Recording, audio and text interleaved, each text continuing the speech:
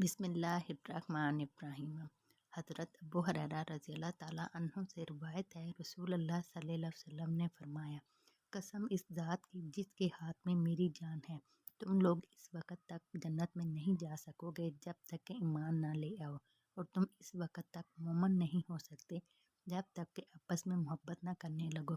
کیا میں تمہیں ایسی بات نہ بتا دوں کہ اس پر عمل کرنے سے آپس میں محبت کرنے لگو؟ آپس میں سلام بہت کیا کرو۔ سنن ابو داؤد حدیث نمبر 5193۔ حضرت عبداللہ بن عمر رضی اللہ تعالیٰ عنہما سے روایت ہے کہ ایک آدمی نے رسول اللہ صلی اللہ علیہ وسلم سے سوال کیا، کون سا اسلام یعنی اسلام کی کون سی خصلت بہتر ہے؟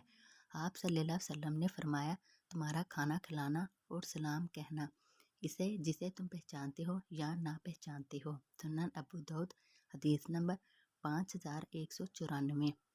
حضرت عمران بن حسین رضی اللہ تعالیٰ عنہ سے روایت ہے کہ ایک شخص نبی صلی اللہ علیہ وسلم کی خدمت میں آیا اور کہا، السلام علیکم۔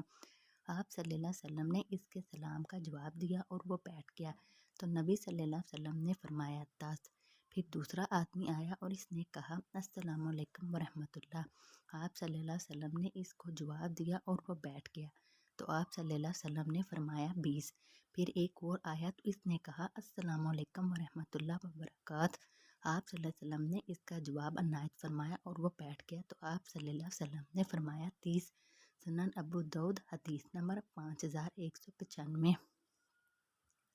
حضرت ابو امامہ رضی اللہ تعالیٰ عنہ سے روایت ہے، رسول اللہ صلی اللہ علیہ وسلم نے فرمایا، لوگوں میں اللہ کے ہاں سب سے زیادہ قریب وہ شخص ہے جو انہیں سلام کہنے میں ابتدا کرے۔